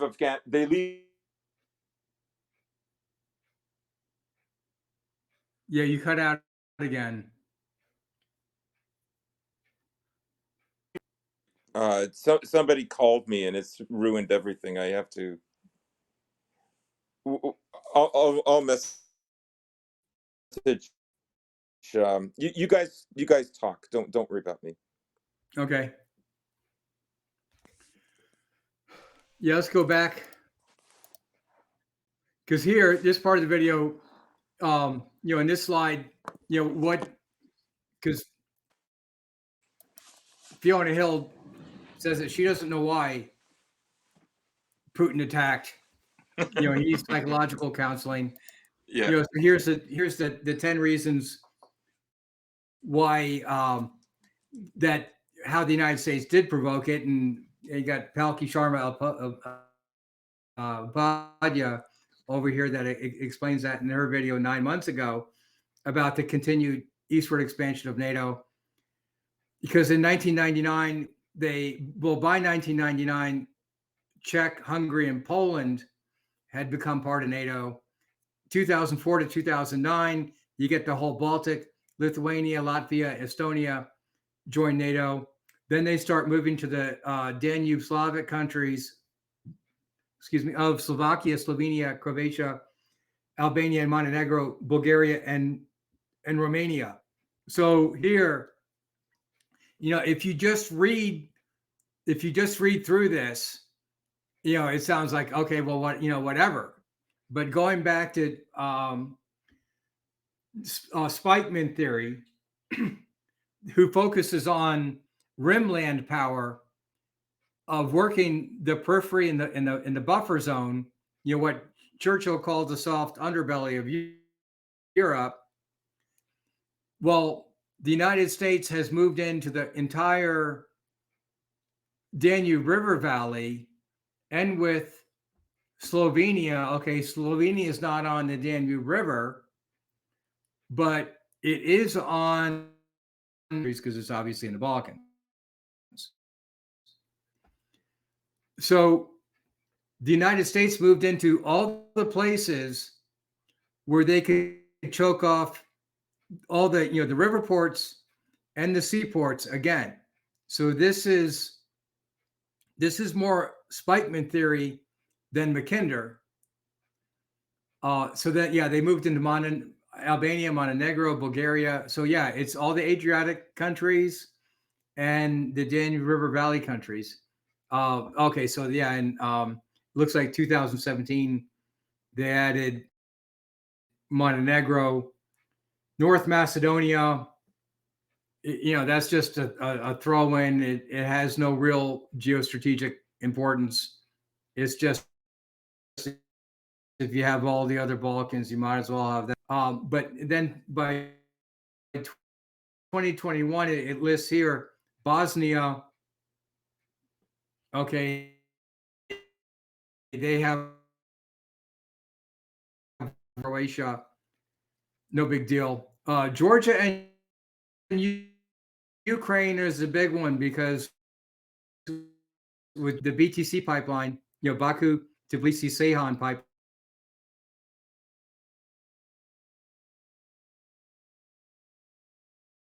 pipeline, and that was that covers the newer Yamal pipeline going to northern Germany. So each one of these things has a distinct importance of controlling all the pipelines and ports that should really not be overlooked, with Georgia, Ukraine, and Poland being the big ones.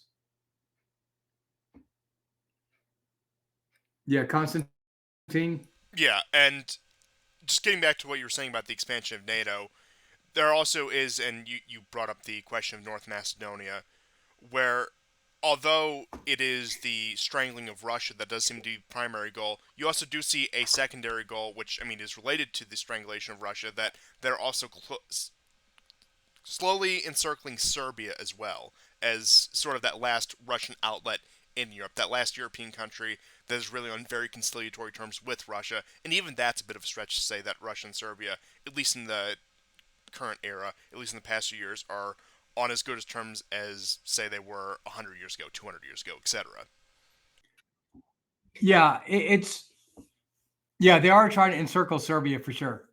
Um, I don't think that work. I think the people there are so annoyed about those COVID lockdowns, the pressure that they put on them in Skopje, that I think that would tend to backfire, and they would end up going with Serbia. And especially with the Yeah, growing I could be wrong. But and GSP is actually originally from Macedonia, although he doesn't currently live there, so he could give more insight when he's able to get everything back in order. But there's also even the massive demographic change that's taking place. okay. That's taking place in North Macedonia right now with the massive amount of Albanian migration. And in fact, you actually saw Soros relocate operations in that area from Skopje to Albania. Yeah, yeah. I've been to both. Um, could you say that again, because you kind of cut out there? You had Soros for one of his many NGOs. I don't remember which one exactly it was. We covered this on the last episode, where he had moved operations out of North Macedonia and put them into Albania and Kosovo, and it did signal a bit of Oh, reorientation towards using the Albanian minority in Macedonia as that political wedge. Well, again, here, yeah, they're playing again. They're playing the ethnic and religious tensions off of one another, and in this case, the Islamic versus the Orthodox. So yeah, that's the tensions that they're trying to. That's the flames that they're trying to fan there.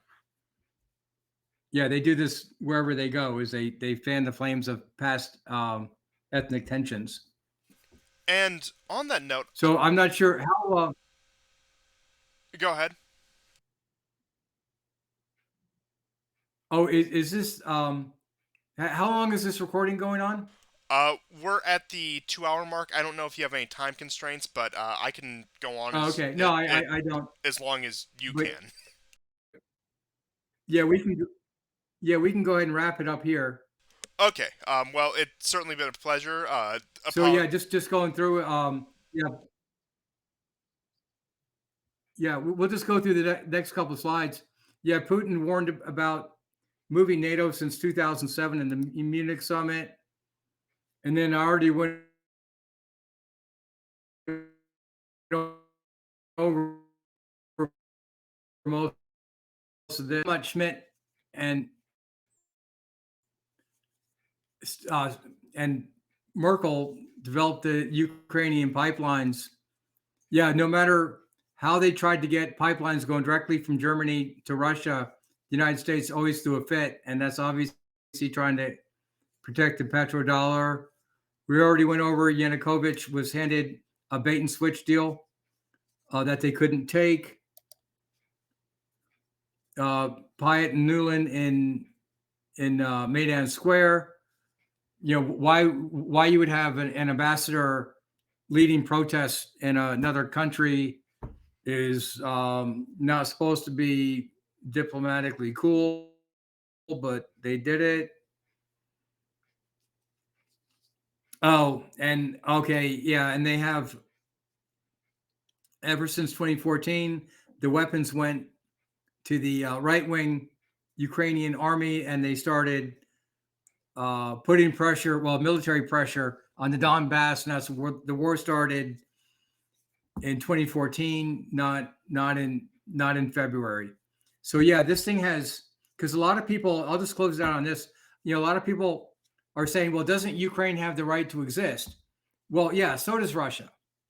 When you look at the other RAND documents where they start talking about how to build fissures and actually try to break Russia into separate oblasts and republics. Yeah, the aim of that is to get deep inside the to get to the all the other oil and gas producing areas. Well, you're talking about Kazakhstan and Uzbekistan, Turkmenistan. You're principally what you're talking about is that. So it's not whether Ukraine has a right to exist. It's the fact that Russia just needs that little bit of territory right around the Azov Sea where 60 or 70% of their economic production comes out. So I guess we can just close it on that. I think we lost Goran. I haven't heard much from him, so I think his connection did fade out. But thank you once again for coming on the show, despite all the technical difficulties. Thank you for bearing with us through all of that. It was certainly a very interesting discussion. We do hope to have you back on in the near future to continue on this and discuss other events that may happen as well. But if you have any final plugs you would like to make, there's anything of your own that you'd like to promote, the floor is completely yours. Oh no, that's fine. Oh yeah, well oh yeah, I should do that. I always kind of forget.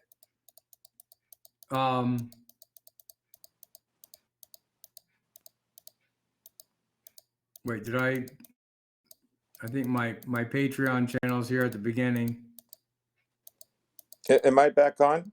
Yeah, you are. Hey, welcome back. Okay, perfect. I was just going to say, I heard you, George, when you said that Russia has the right to exist. The horrible, the tragedy of Ukraine is like all they had to do was like just not try to wipe out the Russian-speaking people in Ukraine, Yeah. right? Like that's all they had to do was do that. And as we've discussed on the show, and you've brought up eloquently before, they always use ethnic divisions and rivalries and grievances throughout the century.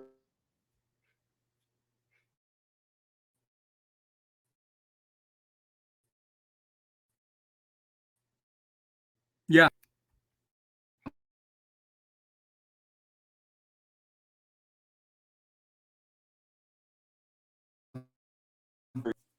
www.patreon.com/unified behavioral theory/membership.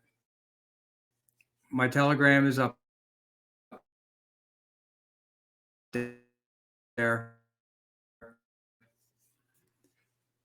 I think people production, I guess. Okay, Constantine. Well, GSP, if you have any closing remarks, the floor is yours. Hello. But if not, I can go ahead and. No, this is great. I really appreciate that George came by, and I look very forward to him returning. Yeah. Well, Yeah, this might be more the low key. It's not as fast as paced as the Felix Rex. No, this is perfect. We like Yeah. this. We have a very nerdy audience. They like this. No. Oh, okay. Good. This is great. Yeah, because the other guys want to stay fast. Yeah, no, this is fine. All right. Cool. All right. Yeah, we'll talk again. We'll do another one. I look forward to it. Thank you. All right. Cool. Well, Later thank on. you once again for joining us, and thank you everyone for tuning in. We'll see you next time, and goodbye.